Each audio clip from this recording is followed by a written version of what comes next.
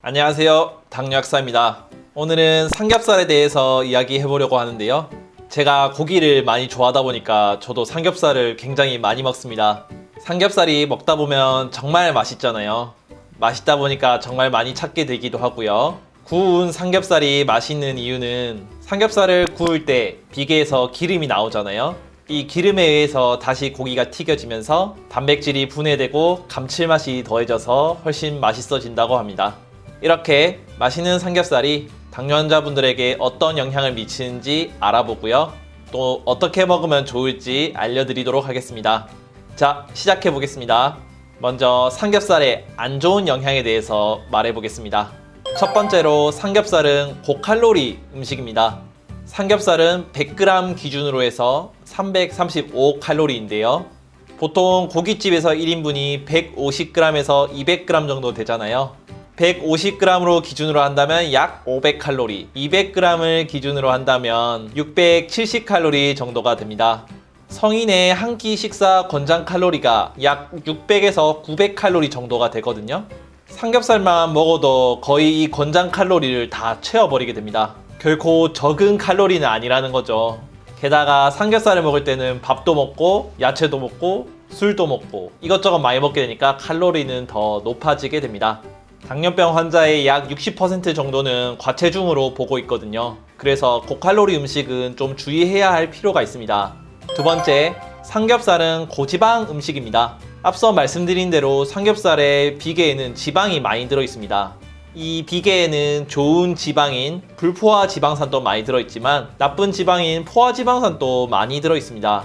만약 포화지방산을 많이 먹어서 우리 몸이 포화지방산을 이용하고 남은 포화지방산이 생기면 혈관 속에서 혈전을 만드는 LDL 콜레스테롤 수치가 상승하기 때문에 문제가 됩니다.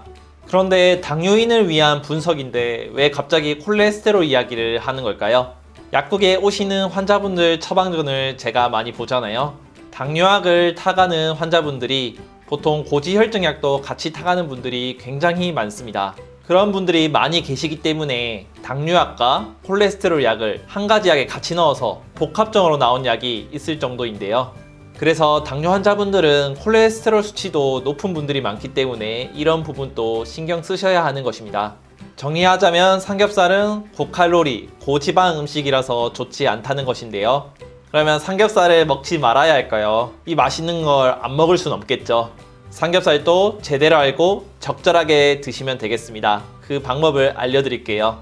첫 번째는 술과 밥 줄이기입니다. 삼겹살 자체만으로는 칼로리가 높긴 하지만 혈당을 크게 상승시키지는 않습니다. 150g 기준으로 1인분만 드시면 약 500칼로리로 적지는 않지만 칼로리 대비 포만감이 높기 때문에 식사량을 줄일 수 있습니다. 그런데 보통 문제가 되는 게 같이 먹는 술 그리고 밥이 문제죠. 우리는 삼겹살을 먹을 때 꼭 같이 술을 한 잔 하게 됩니다. 만약 앉은 자리에서 한 사람이 소주 한 병, 밥 한 공기, 고기 1인분을 드시면 약 1000칼로리 정도를 드시게 되는 것입니다. 고기를 1인분만 먹어도 밥하고 소주 이렇게 먹어버리면 1000칼로리를 가볍게 넘겨버리죠. 그래서 삼겹살 드실 때 술은 조금만 드시고요. 밥도 반만 드시고 대신에 야채 쌈을 많이 싸 먹잖아요. 이때 야채를 듬뿍 넣어서 포만감을 채우시기 바랍니다. 밥과 술 대신에 야채로 속을 더 채우시는 거죠. 두 번째 방법은 수용성 섬유소 음식을 같이 먹는 것입니다. 삼겹살의 비계에는 포화 지방이 많아서 LDL 콜레스테롤 수치를 높여서 문제가 된다고 말씀드렸었는데요. 이것에 대한 해결 방법으로는 수용성 섬유소를 같이 먹는 방법이 있습니다.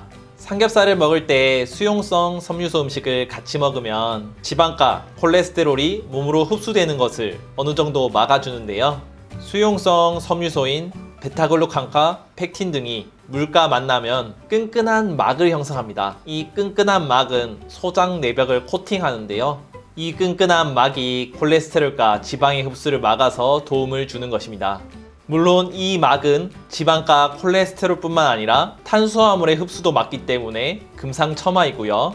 그렇다면 이렇게 훌륭한 수용성 섬유소 음식이 들어있는 음식은 도대체 뭐가 있을까요? 바로 버섯입니다. 고깃집에서도 같이 잘 나오는 게 버섯인데요. 버섯에는 수용성 섬유소인 베타글루칸이 많이 들어있습니다. 이 베타글루칸이 끈끈한 막을 형성해 소장 내벽을 코팅하고 콜레스테롤, 지방, 그리고 탄수화물까지 흡수를 어느 정도 막아주는 것이죠.